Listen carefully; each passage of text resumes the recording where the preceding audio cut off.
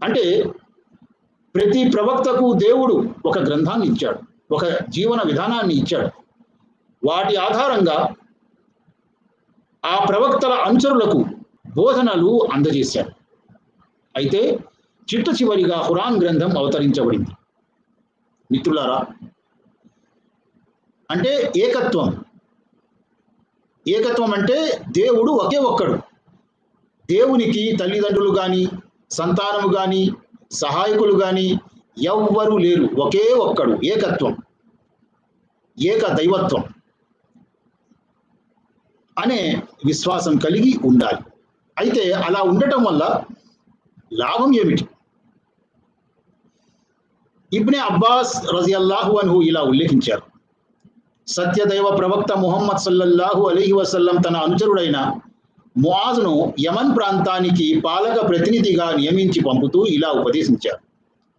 నీవు అక్కడకు వెళ్ళి అక్కడి వారికి మొట్టమొదట ఇస్లాం ధర్మం యొక్క మొదటి మూలాంశమైన అల్లాహ్ ఒక్కడే సత్యదేవుడని, ఆయన తప్ప వేరే ఎవ్వరూ దేవుడు కాజాలడని, ముహమ్మద్ సల్లల్లాహు అలైహి వసల్లం అల్లాహ్ యొక్క సత్య ప్రవక్తయని విశ్వసించటం తప్పనిసరి అని బోధించు.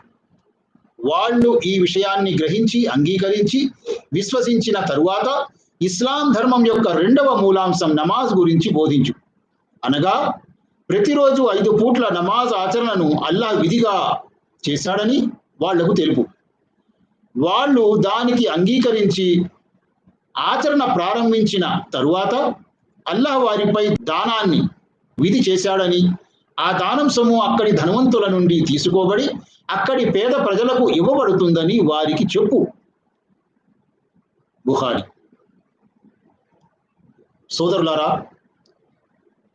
ఎవరైనా ధర్మ తిరస్కారి ఇస్లాం స్వీకరిస్తూ అల్లాహ్ యొక్క ఏక దైవత్వాన్ని, ముహమ్మద్ సల్లల్లాహు అలైహి వసల్లం యొక్క సందేశాన్ని విశ్వసిస్తే అతన్ని హత్య చేయటం నిషేధం.